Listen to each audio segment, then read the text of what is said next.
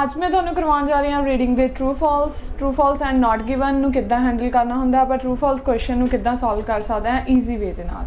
ਸੋ ਜਿਸ ਨਾਲ ਤੁਹਾਨੂੰ ਅਸ਼ੋਰਿਟੀ ਵੀ ਹੋ ਜੂਗੀ ਕਿ ਮੇਰੇ ਜਿਹੜੇ ਟਰੂ ਫਾਲਸ ਕੁਐਸਚਨ ਨੇ ਉਹ ਸਹੀ ਨੇ ਜਾਂ ਗਲਤ ਨੇ।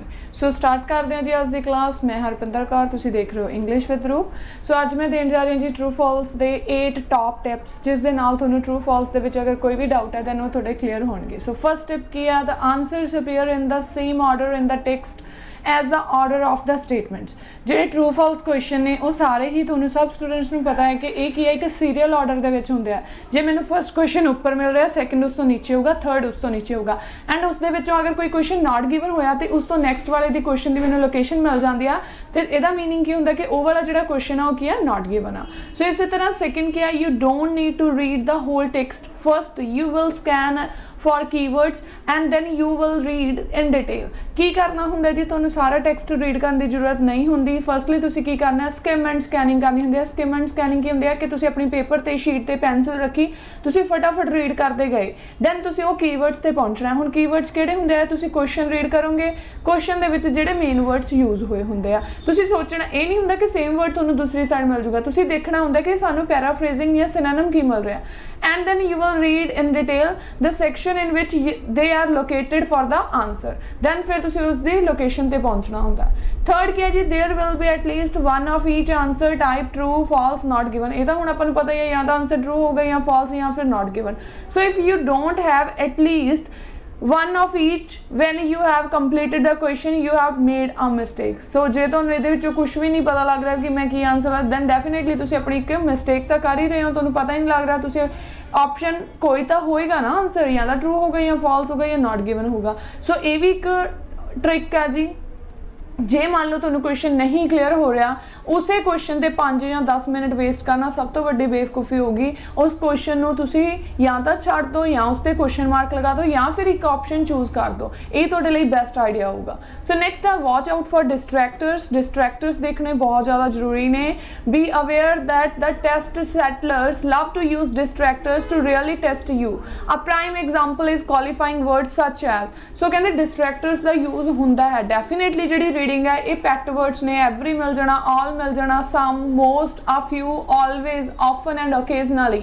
ਮੈਂ ਪਹਿਲਾਂ ਵੀ ਦੱਸ ਚੁੱਕੀ ਹਾਂ ਕਿ ਜਿਹੜੇ ਇਹ ਵਰਡਸ ਨੇ ਇਹ ਟੋਟਲੀ ਤੁਹਾਡੇ ਕੁਐਸਚਨ ਦਾ ਜਿਹੜਾ ਮੀਨਿੰਗ ਹੈ ਚੇਂਜ ਕਰ ਦਿੰਦੇ ਆ। ਜਿਵੇਂ ਐਵਰੀ ਹੋ ਗਿਆ, ਠੀਕ ਹੈ, ਜੇ ਤੁਹਾਨੂੰ ਦੂਸਰੀ ਸਾਈਡ ਐਵਰੀ ਹਰੇਕ ਚੀਜ਼ ਦੀ ਗੱਲ ਹੋਈ ਹੈ ਤੁਸੀਂ ਤਾਂ ਹੀ ਲਗਾ ਸਕਦੇ। ਆਲ ਦੀ ਜਗ੍ਹਾ ਹੋਲ ਦਿੱਤਾ ਹੋਇਆ, ਠੀਕ ਹੈ, ਜਾਂ ਸਾਰੇ ਦੀ ਗੱਲ ਹੋ ਰਹੀ ਆ। ਸਮ ਕੁਝ, ਮੋਸਟ ਹੁੰਦਾ ਮੈਜੋਰਿਟੀ, ਠੀਕ ਹੈ, ਇਹ ਨਹੀਂ ਕਿ ਮੋਸਟ ਦਿੱਤਾ ਉਧਰ ਤੁਹਾਨੂੰ ਹਾਫ ਦੀ ਗੱਲ ਹੋ ਰਹੀ ਆ। ਆ ਫਿਊ ਹੁੰਦਾ ਬਹੁਤ ਘੱਟ, ਆਲਵੇਜ਼ ਹੁੰਦਾ ਹਮੇਸ਼ਾ, ਐਂਡ ਨੈਕਸਟ ਆਫਨ ਹੁੰਦਾ ਅਕਸਰ, ਓਕੇਜ਼ਨਲੀ ਹੁੰਦਾ rare. So these single words can completely change the meaning of a sentence. ਬਿਲਕੁਲ ਤੁਹਾਡੇ ਸੈਂਟੈਂਸ ਦਾ ਮੀਨਿੰਗ ਚੇਂਜ ਕਰ ਦਿੰਦੇ ਆ। ਫॉर ਐਗਜ਼ਾਮਪਲ ਜਿਵੇਂ ਇੱਕ ਦਿੱਤੀ ਹੋਈ ਆ, Simran often meets up with her friends after work. ਉਹ ਅਕਸਰ ਕਹਿੰਦੇ ਆਪਣੇ ਫਰੈਂਡਸ ਨੂੰ ਮਿਲਦੀ ਆ ਆਪਣੇ ਕੰਮ ਤੋਂ ਬਾਅਦ। ਬਟ ਦੂਸਰੀ ਸਾਈਡ ਤੁਹਾਨੂੰ ਸਿਚੁਏਸ਼ਨ ਦਿੱਤੀ ਹੈ, Simran occasionally meets up with her friends after, ਉਹ ਕਹਿੰਦੇ ਕਦੇ ਕਦੇ ਮਿਲਦੇ। ਦੈਨ ਇਹ ਕੀ ਕੁਐਸਚਨ ਕਰ ਰਿਹਾ ਇੱਥੇ, ਕੰਟਰਾਸਟ ਕਰ ਰਿਹਾ, ਠੀਕ ਹੈ। ਆਨਸਰ ਕੀ ਹੋ ਜਾਊਗਾ ਆਪਣਾ, ਫਾਲਸ। ਫਾਲਸ ਆਨਸਰ ਆਪਾਂ ਉਦੋਂ ਹੀ ਲਗਾਉਂਦੇ ਜਦੋਂ ਆਪਾਂ ਨੂੰ ਆਪੋਜ਼ਿਟ ਆ ਮਿਲ ਜਾਵੇ। ਇੱਕ ਸਾਈਡ ਇਨਕਰੀਜ਼ ਕਿਹਾ, ਦੂਸਰੀ ਸਾਈਡ ਡਿਕਰੀਜ਼ ਕਿਹਾ। ਕਹਿੰਦੇ in a true false not given question the meaning of the statement must be an exact match with the information in the text to be true. ਜੇ exact match ਹੋਊਗਾ, exact match ਦਾ ਮਤਲਬ ਇਹ ਨਹੀਂ ਹੁੰਦਾ ਕਿ ਤੁਸੀਂ ਵਰਡ ਟੂ ਵਰਡ ਦੇਖਣਾ, ਤੁਸੀਂ ਦੇਖਣਾ ਹੁੰਦਾ ਮੀਨਿੰਗ, ਕਿ ਮੀਨਿੰਗ ਕੀ ਨਿਕਲ ਰਿਹਾ। ਸੋ ਨੈਕਸਟ ਹੈ, ਕਹਿੰਦੇ also B on the look out for qualifying words that express possibility ਔਰ ਡਾਊਟ ਸੱਚ ਐਜ਼। ਐਂਡ ਤੁਸੀਂ ਹੋਰ ਕਿਸ ਤੇ ਧਿਆਨ ਦੇਣਾ ਹੁੰਦਾ ਜੀ, ਤੁਸੀਂ ਨੈਕਸਟ ਧਿਆਨ ਦੇਣਾ ਹੁੰਦਾ ਹੈ ਪੋਸੀਬਿਲਿਟੀ ਔਰ ਡਾਊਟ ਵਾਲੇ ਵਰਡਸ ਤੇ, ਜਿਵੇਂ ਸੀਮ ਹੋ ਗਿਆ, ਸੁਜੈਸਟ ਹੋ ਗਿਆ, ਬਲੀਵ ਹੋ ਗਿਆ, ਕਲੇਮ ਹੋ ਗਿਆ, ਪੋਸੀਬਲੀ ਹੋ ਗਿਆ, ਪ੍ਰੋਬੇਬਲੀ ਹੋ ਗਿਆ। ਸੋ ਇਹ ਸਾਰੇ ਵਰਡਸ ਨੇ ਜੋ ਪੋਸੀਬਿਲਿਟੀ ਨੂੰ ਸ਼ੋ ਕਰਦੇ ਆ। Again they can totally alter the meaning of the statement. ਇਹ ਵੀ ਸਾਰੇ ਵਰਡਸ ਇਦਾਂ ਦੇ ਨੇ ਜਿਹੜੇ ਤੁਹਾਡੇ ਸੈਂਟੈਂਸ ਦਾ ਮੀਨਿੰਗ ਬਿਲਕੁਲ ਹੀ ਚੇਂਜ ਕਰ ਦਿੰਦੇ। Example, scientist now claim that several different species of humans evolved on the earth। Scientist now claim ਕਰ ਰਹੇ ਨੇ, ਠੀਕ ਹੈ, ਪੋਸੀਬਿਲਿਟੀ ਸ਼ੋ ਕਰ ਰਹੇ ਨੇ। ਬਟ ਦੂਸਰੀ ਸਿਚੁਏਸ਼ਨ ਹੈ, scientist now no that several different species of humans evolved on the earth। ਉਹ ਕਹਿੰਦੇ ਉਹਨਾਂ ਨੂੰ ਪਤਾ ਹੈ, ਇੱਕ ਕਹਿੰਦੇ ਕਲੇਮ ਕਰ ਰਿਹਾ, ਇੱਕ ਕਹਿੰਦੇ ਉਹਨਾਂ ਨੂੰ ਪਤਾ ਹੀ ਹੈ, ਤਾਂ ਡਿਫਰੈਂਸ ਹੈ, ਠੀਕ ਹੈ, ਦੋਨਾਂ ਦਾ ਮੀਨਿੰਗ ਅਲੱਗ ਹੈ ਸੈਂਟੈਂਸਿਸ ਦਾ।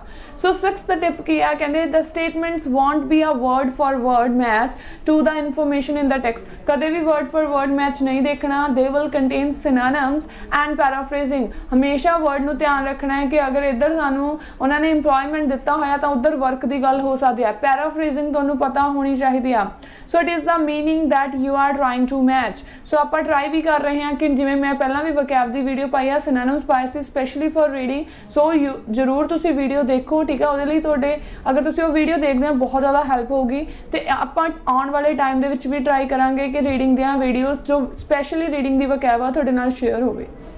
नैक्सट है जी the test is not an assessment of your knowledge of the topic. हुण जिहड़ी रीडिंग है वो तुहाडी एक कोई इदां नहीं हैगा टेस्ट भी ये टॉपिक बारे तुहानूं किन्नी नॉलेज है। वो तुहाडा टेस्ट है only of your ability to read and understand the specific information in the text. वो टेस्ट है जी जिहड़ा तुहानूं उत्थे इन्फॉर्मेशन रीडिंग दे विच दित्ती गई है तुसीं उहनूं किन्ना क समझ पाउने हो।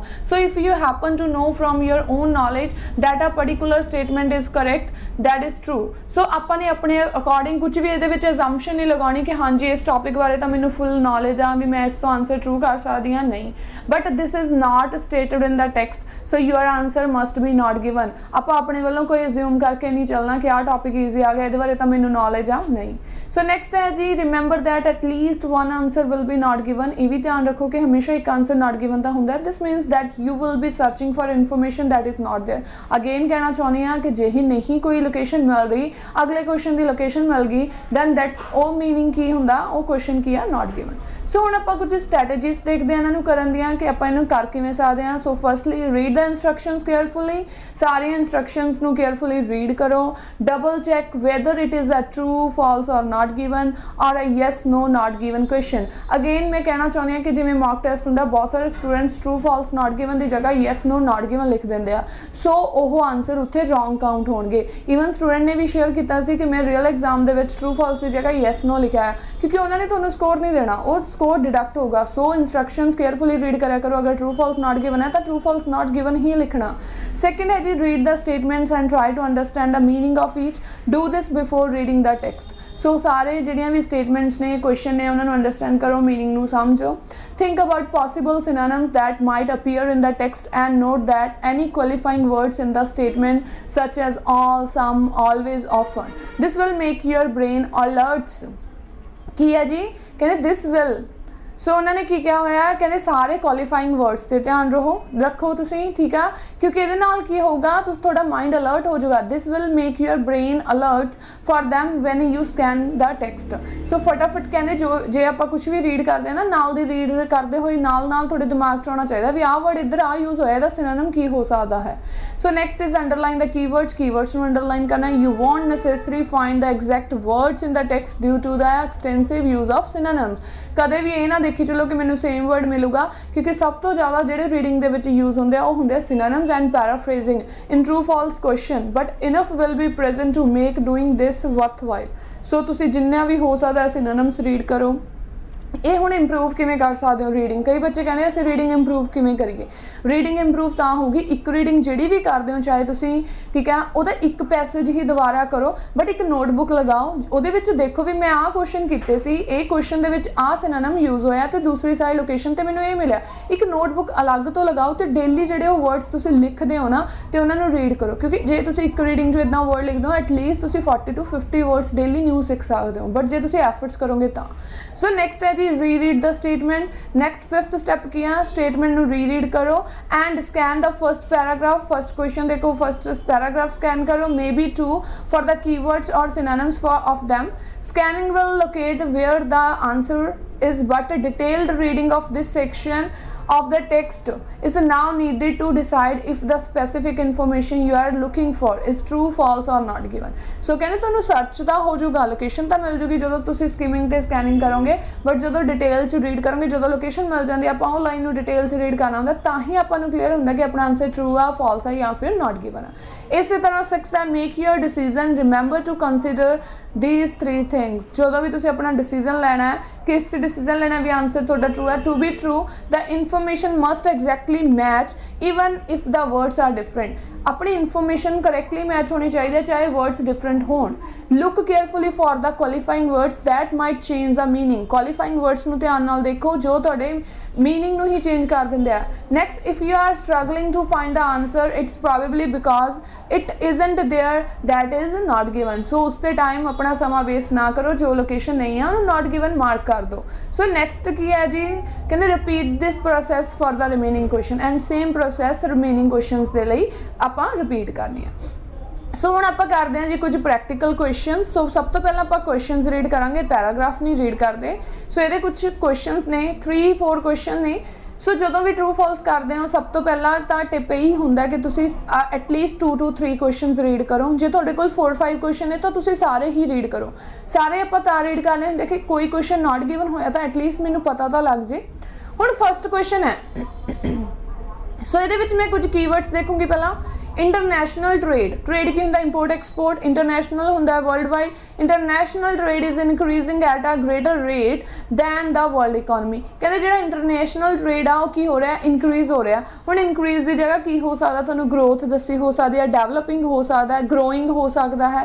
एट अ ग्रेटर रेट काफ़ी वड्डे रेट ते कहते वध रहा है दैन द वर्ल्ड इकोनॉमी। किस नालों? वर्ल्ड इकोनॉमी नालों। वर्ल्ड की जगह तुहानूं वर्ड यूज हो सकता ग्लोबल इकोनॉमी कह सकते हैं, ठीक है। कोई इत्थे तुहानूं कोई कीमत कोई प्राइस दस सकता भी वो इनक्रीज हो रही है। सैकेंड क्वेश्चन है, हुण मेनली फर्स्ट क्वेश्चन ध्यान देने वाली गल की है भी एक तो इनक्रीज हो रहा है, एक इनक्रीज के नाल आपां नूं कंपैरिजन दिता है कि वर्ल्ड इकोनॉमी दे विच हो रहा है। किस नालों हो रहा है? कहते international trade is increasing at a greater rate. International trade है जिहड़ा ज़्यादा वध रहा है किस नालों? वर्ल्ड इकोनॉमी नालों। सैकेंड क्वेश्चन है cheap labour guarantees effective trade condition. कहते जी चीप लेबर है ना वो गारंटी प्रोवाइड करती है इफेक्टिव ट्रेड कंडीशनस दी। भी इफेक्टिव होंदा भी वधिया होगा, वधिया बेहतर वे नाल। सो नैक्सट थर्ड है Japan imports more meat and steel than France. कहते जापान है ज़्यादा इंपोर्ट कर रहा है मीट ते स्टील का किस नालों? फ्रांस नालों कंपैरिजन किया होया। तो नैक्सट है जी most countries continue to prefer to trade with nearby nations. बहुत ज़्यादा कंट्रीज कहते कंटिन्यू करदियां ने, लाइक कंटिन्यू रखदियां ने, प्रैफर करदियां ने ट्रेड करना ਜਿਹੜੀਆਂ ਉਹਨਾਂ ਦੇ ਨੀਅਰ ਬਾਈ ਕੰਟਰੀਜ਼ ਨੇ। ਹੁਣ ਕੰਟਰੀਜ਼ ਨੀਅਰ ਬਾਈ ਕੰਟਰੀਜ਼ ਨੂੰ ਆਪਾਂ ਨੀਅਰ ਬਾਈ ਨੇਬਰਹੁੱਡ ਵੀ ਕਹਿ ਸਕਦੇ ਹਾਂ ਕਿਉਂਕਿ ਨੇਬਰਹੁੱਡ ਵੀ ਆਪਣੇ ਆਲੇ ਦੁਆਲੇ ਵਾਲੀਆਂ ਕੰਟਰੀਜ਼ ਨੂੰ ਹੀ ਆਪਾਂ ਕਹਿੰਦੇ ਹਾਂ। ਸੋ ਹੁਣ ਆਪਾਂ ਇਹ ਪੈਰਾਗ੍ਰਾਫ ਤੋਂ ਦੇਖਦੇ ਹਾਂ, ਦੈਨ ਦੇਖਦੇ ਹਾਂ ਕਿ ਆਪਾਂ ਨੂੰ ਕਿਸ ਦੀ ਲੋਕੇਸ਼ਨ ਮਿਲ ਰਹੀ ਆ। सो ए पैराग्राफ है जी international trade is growing. So आपां नूं इत्थों ही लोकेशन मिलनी स्टार्ट होगी। ग्रोइंग, ग्रोइंग हुंदा increasing at a startling pace. Startling pace का मतलब हुंदा ह्यूज पेस ते, या आपां कह दईए कि फास्ट पेस ते, या बहुत वड्डे रेट ते जिवें कह दईए। सो कहंदे while the global economy has expanding at a bit over 3% a year. But जी ग्लोबल इकोनॉमी है तो सिर्फ कहते 3% ही कहते इंक्रीज हुई है। इन्हों की लाइन का कहने का मतलब तो यही है ना भी जो इंटरनेशनल ट्रेड है ग्रो हो रहा है बहुत वड्डे पद्धर ते जी ग्लोबल इकोनॉमी है वर्ल्ड इकोनॉमी है वो घट वधी है। तो अपना क्वेश्चन भी जे आप दोबारा जाके देखिए फर्स्ट क्वेश्चन वो भी आपको यही लिखा होया सी भी जो इंटरनेशनल ट्रेड आ वो इंक्रीज हो रहा है ग्रेटर रेट ते। ग्रेटर रेट की जगह उन्होंने वर्ड यूज कर लिया स्टार्टलिंग पेस। तो वर्ल्ड इकोनॉमी उन्होंने कहता सिर्फ 3 बिट वर्ड यूज करता, ठीक है। सो अपना आंसर की हो गया ट्रू। हुण आपां नूं वर्ड तो नहीं सी सेम बट की सी पैराफ्रेजिंग हुई। हुण इस तरह देखते हैं जी सैकेंड क्वेश्चन, ठीक है जी। सो हुण आपां नैक्सट पैराग्राफ देखते हैं। ये पैराग्राफ दे विच ही देखते हैं, पहला भी लोकेशन किते मिलता नहीं रही। सो आप 3% तक रीड कर लिया, दैन उस तो बाद आप स्किमिंग एंड स्कैनिंग करांगे। अगर आप उस तो नैक्सट वाली लाइन देखिए तो किते भी आपां नूं चीप लेबर की कोई गल नहीं हुई। सो आप हुण बी पैराग्राफ से मूव करते हैं। बी पैराग्राफ दे विच देखते हैं कि इन्फॉर्मेशन मिल रही है या नहीं। सो जे तुसीं स्किम एंड स्कैनिंग करते हुए देखो पहला तो उन्होंने एक क्वेश्चन पूछा होया इंटरनेशनल कमर्स से, दैन फिर उन्होंने क्लीयरली एक्सप्लेनेशन दिता होया है कस्टम ड्यूटीज़ वगैरह की इन्फॉर्मेशन है। अगर तुसीं बी पैराग्राफ की लास्ट लाइना देखो, लास्ट 4th 5th लाइना कहते चीप लेबर। सो जे तुहानूं ये वर्ड मिल गया तो अगेन तुहाडी लोकेशन इत्थों मिलूगी। कहते चीप लेबर में make Chinese clothing competitive in America but if delays in shipment lie up working capital and cause winter coats to arrive in spring। so पर जे delay हुंदा तां कहंदे ये सारा कुछ लेट हो जाऊगा। सो ट्रेड में लूज इट्स एडवांटेजेस ते वो अपनी जिहड़ियां एडवांटेजेस आ की कर दूगा, खो दूगा, लूज कर दूगा। सो नाले उन्होंने वर्ड यूज किया होया इत्थे में, तो कोई गारंटी तो नहीं लै रहे। वो कहंदे भी नहीं इफेक्टिव होगा, वो कहंदे भी जे लेट हो जाता पॉसिबिलिटी दिखा रहा तो अपना आंसर की हो गया जी इत्थे फॉल्स। उन्होंने गारंटी लई इत्थे उन्होंने मे भी शो करता प्लस इफेक्टिव की जगह उन्होंने कहता भी नहीं वो तो अपने एडवांटेजेस ਨੂੰ ਕੀ ਕਰ ਦੇਣਗੇ लैक कर देणगे। ਹੁਣ ਨੈਕਸਟ ਕੁਐਸਚਨ ਹੈ ਥਰਡ, ਕਹਿੰਦੇ Japan imports more meat and steel than France. ਜਿਹੜਾ ਜਾਪਾਨ ਹੈ ਕਹਿੰਦੇ ਉਹ ਕੀ ਕਰਦਾ, ਜ਼ਿਆਦਾ ਮੀਟ ਇੰਪੋਰਟ ਕਰਦਾ ਤੇ ਸਟੀਲ ਕਿਸ ਨਾਲੋਂ, ਫਰਾਂਸ ਨਾਲੋਂ। ਹੁਣ ਆਪਾਂ ਦੇਖਦੇ ਹਾਂ ਜੀ ਇਸ ਤੋਂ ਨੈਕਸਟ ਪੈਰਾਗ੍ਰਾਫ, ਸੀ ਪੈਰਾਗ੍ਰਾਫ। ਦੇਖੋ ਹੁਣ ਆਪਾਂ ਨੂੰ ਲਾਈਨ ਵਾਈਜ਼ ਕੁਐਸਚਨ ਮਿਲ ਰਿਹਾ। ਸੀ ਪੈਰਾਗ੍ਰਾਫ ਦੇ ਵਿੱਚ ਉਹਨਾਂ ਨੇ ਸਟਾਰਟਿੰਗ ਕੀਤੀ ਆ 20th ਸੈਂਚੁਰੀ ਤੋਂ, ਠੀਕ ਹੈ। ਦੈਨ ਅਗਰ ਆਪਾਂ ਸਟਾਰਟਿੰਗ 'ਚ ਦੇਖੀਏ ਤਾਂ ਮੈਨੂਫੈਕਚਰਿੰਗ ਦੀ ਗੱਲ ਹੋਈ ਆ, ਉਸ ਤੋਂ ਬਾਅਦ ਪਰਸੈਂਟੇਜ ਦਿੱਤੀ ਗਈ ਆ, ਠੀਕ ਹੈ। ਜਰਮਨੀ, ਇਟਲੀ ਐਂਡ ਫਰਾਂਸ ਦੀ ਗੱਲ ਹੋਈ ਆ, 40 to 50% in America, Britain and Japan. International commerce was therefore dominated by raw materials such as wheat, wood, iron ore or processed commodities such as meat and steel। but ਹੁਣ ਉਹਨਾਂ ਨੇ ਆਪਾਂ ਨੂੰ information ਦਿੱਤੀ ਹੈ, ਉਹਨਾਂ ਨੇ ਕਿਤੇ ਆਪਾਂ ਨੂੰ ਕੰਪੇਅਰ ਕਰਕੇ ਤਾਂ ਨਹੀਂ ਕਿਹਾ ਵੀ ਫਰਾਂਸ ਜ਼ਿਆਦਾ ਕਰ ਰਿਹਾ ਜਾਂ ਇਟਲੀ ਜ਼ਿਆਦਾ ਕਰ ਰਿਹਾ, ਠੀਕ ਹੈ, ਜਾਂ ਜਾਪਾਨ ਜ਼ਿਆਦਾ ਕਰ ਰਿਹਾ। ਇਹਦਾ ਮਤਲਬ ਇਨਫੋਰਮੇਸ਼ਨ ਗਿਵਨ ਹੈ, ਉਹਦੇ ਵਿੱਚ ਜਸਟ ਇੱਦਾਂ ਦੱਸਿਆ ਗਿਆ ਹੈ ਵੀ ਟ੍ਰੇਡ ਹੋ ਰਿਹਾ ਹੈ, ਆਪਾਂ ਨੂੰ ਕੋਈ ਕੰਪੈਰੀਜ਼ਨ ਨਹੀਂ ਕੀਤਾ ਗਿਆ। ਬਟ ਉੱਧਰ ਉਹਨਾਂ ਨੇ ਕਿਹਾ ਵੀ ਇੱਕ ਕੰਟਰੀ ਕੀ ਕਰ ਰਹੀ ਹੈ, ਜ਼ਿਆਦਾ ਕਰ ਰਹੀ ਹੈ ਦੂਸਰੀ ਨਾਲੋਂ। ਸੋ ਇਹਦਾ ਮਤਲਬ ਆਪਣਾ ਆਨਸਰ ਇੱਥੇ ਕੀ ਹੋ ਜਾਏਗਾ ਜੀ, ਨਾਟ ਗਿਵਨ। ਜਸਟ ਉਹਨਾਂ ਨੇ ਇਨਫੋਰਮੇਸ਼ਨ ਗਿਵਨ ਦਿੱਤੀ ਆ, ਉਹਨਾਂ ਨੇ ਕਿਤੇ ਆਪਾਂ ਨੂੰ ਇਹ ਥੋੜ੍ਹਾ ਨਾ ਦਿੱਤਾ ਪ੍ਰੋਪਰ। ਅਗੇਨ ਇਹ ਉਹੀ ਸਟ੍ਰੈਟਜੀ ਹੋ ਗਈ ਕਿ ਤੁਹਾਨੂੰ ਅਗਰ ਤੁਹਾਨੂੰ ਇੱਦਾਂ ਲੱਗੇ ਕਿ ਮੈਨੂੰ ਇਸ ਬਾਰੇ ਨੌਲੇਜ ਆ ਜਾਂ ਕੁਛ, ਤੁਸੀਂ ਟੈਕਸਟ ਨੂੰ ਅੰਡਰਸਟੈਂਡ ਕਰਕੇ ਰੀਡ ਕਰਕੇ ਆਨਸਰ ਲਗਾਉਣਾ ਵੀ ਇਹ ਗੱਲ ਉੱਧਰ ਹੋਈ ਆ ਜਾਂ ਨਹੀਂ ਹੋਈ। ਬਟ ਇਹ ਗੱਲ ਤਾਂ ਇੱਧਰ ਹੋਈ ਨਹੀਂ, ਸੋ ਆਪਣਾ ਆਨਸਰ ਕੀ ਹੋ ਗਿਆ, ਨਾਟ ਗਿਵਨ। ਸੋ ਹੁਣ ਆਪਾਂ ਦੇਖਦੇ ਹਾਂ ਜੀ last question, most countries continue to prefer to trade with nearby nations. So ਅਗਲਾ ਪੈਰਾਗ੍ਰਾਫ ਰੀਡ ਕਰਦੇ ਹਾਂ ਜੀ ਨੈਕਸਟ। ਸੋ ਇਹਦੀ ਫਸਟ ਲਾਈਨ ਹੀ ਧਿਆਨ ਨਾਲ ਦੇਖੋ, ਕਹਿੰਦੇ ਕੰਟਰੀ ਸਟਿਲ ਹੁੰਦਾ ਵੀ ਹੁਣ ਤੱਕ, still trade disproportionately with their geographic neighbors। geographic neighbors कौन हो गए, जो near by countries होंगे हैं। still होंगे कि वो prefer to continue हले भी रखना चाहते हैं। सो आंसर इज की है जी अपना ट्रू। सो इस तरह तुसीं अपने ट्रू फॉल्स करने होंगे आ, ते ट्रू फॉल्स अगेन कह रही हैं कि एक सीक्वेंस दे विच होंगे आ। ओके फ्रेंड्स, ये सी अज दी क्लास। जे तुहानूं मेरी अज दी क्लास वधिया लगी, लाइक ते कमेंट करके जरूर दसना। मिलते हैं जी नवीं वीडियो दे नाल। Bye bye, take care.